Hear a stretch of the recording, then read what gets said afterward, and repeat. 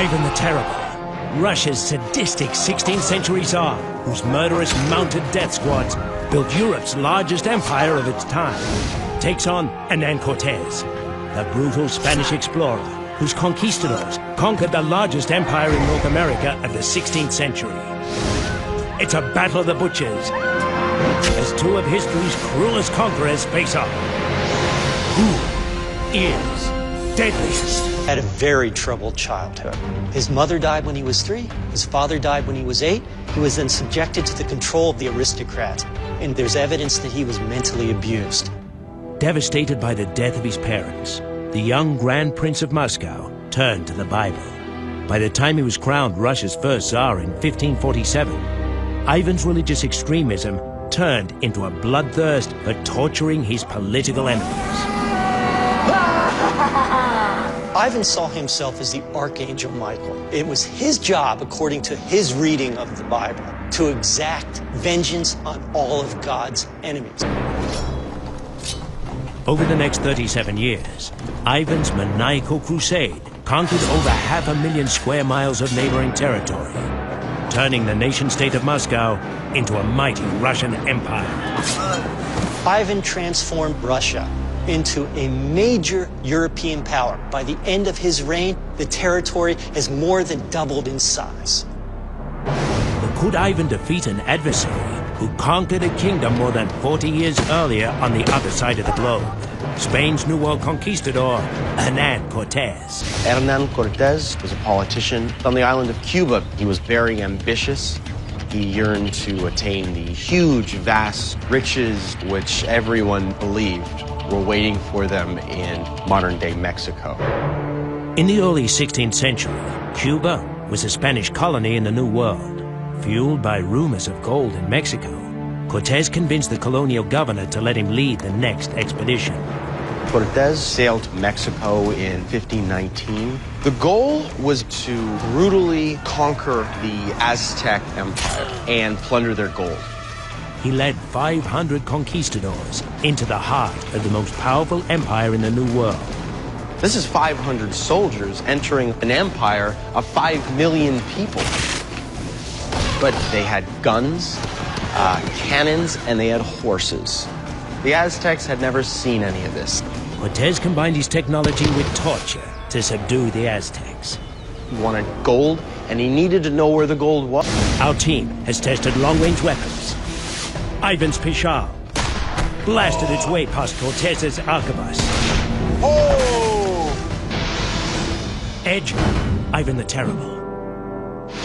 In medium-range weapons, Cortés's alabarda cut down Ivan's bardiche. Edge, Hernán Cortés. In close-range weapons, Ivan's sablia was a cut above Cortés's espada ropera. Edge, Ivan the Terrible. While even against firearms, Cortés's steel plate armor had a slight advantage against blades. Edge, Hernán Cortés. All the weapons test data has been turned over to Robert Daly and plugged into the digital combat engine. His team of engineers has also completed their historical research on more than 100 X factors. We evaluate these intangibles and give them quantities. We look at X factors like battlefield experience, logistics, tenacity, loyalty. All of these things are important. We look at all the historical data that talks about their battles, their fighting styles, their techniques, the weapons that they're using, and our historians quantify it into a numeric value of 1 to 100. Yeah, let's run the sim. Ivan the Terrible and 4 of his Oprichniki warriors will go head-to-head against Hernán Cortés and 4 of his conquistadors in a battle to the death.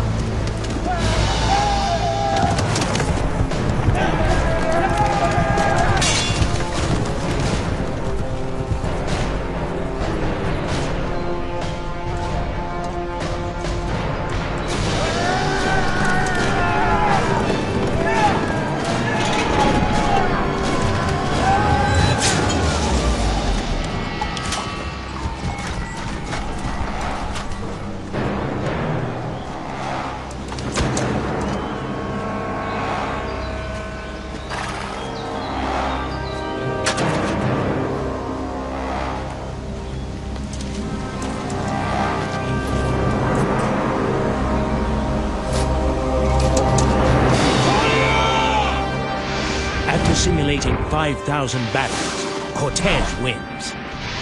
With 2,747 battles won versus Ivan's 2,253. In the head-to-head weapons comparison, Cortés's alabarda was more effective than the bardiche, while Ivan's pishal bested the arquebus, and his sablia topped the espada ropera. Although Ivan had the advantage in physicality, Cortés took most of the X factors, including psychological health. Ivan the Terrible is crazy. The fact of the matter is, he could not lead troops as effectively as Cortés could. It goes to show you the X factors can work for you and can work against you. When you have a bipolar, unstable personality, you're not predictable. You will lose the ability to lead your men, especially when it's a tough fight. I think Ivan has great technology. It's incrementally ahead of Cortés. But the thing to look at is Cortés's ability to hit his objective and overcome. And this is why I think he wins.